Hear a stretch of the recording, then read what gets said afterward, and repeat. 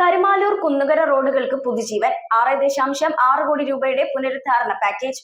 Jal Jeevan mission പ്രവർത്തികൾ മൂലം തകർന്ന റോഡുകളുടെ ടാറിംഗ് പ്രവർത്തനങ്ങൾ ഓഗസ്റ്റിൽ ആരംഭിക്കും.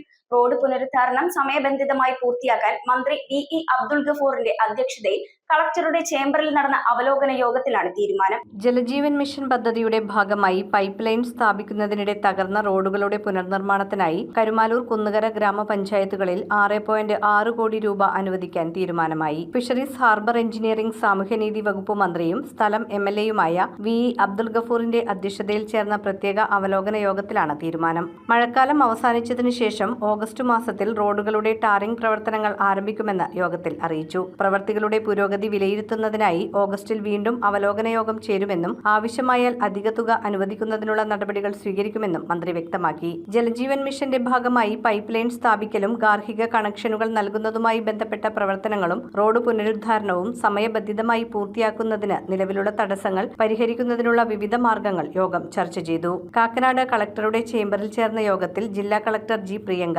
അഡീഷണൽ ജില്ലാ മജിസ്ട്രേറ്റ് K. മനോജ്, കരുമാലൂർ ഗ്രാമപഞ്ചായത്ത് പ്രസിഡന്റ് TA. മുജീബ്, കുന്നുകര ഗ്രാമപഞ്ചായത്ത് vice president CU. Jabbar, water authority പ്രതിനിധികൾ, മറ്റ് ബന്ധപ്പെട്ട വകുപ്പ് ഉദ്യോഗസ്ഥർ തുടങ്ങിയവർ പങ്കെടുത്തു. News bureau, Ernakulam.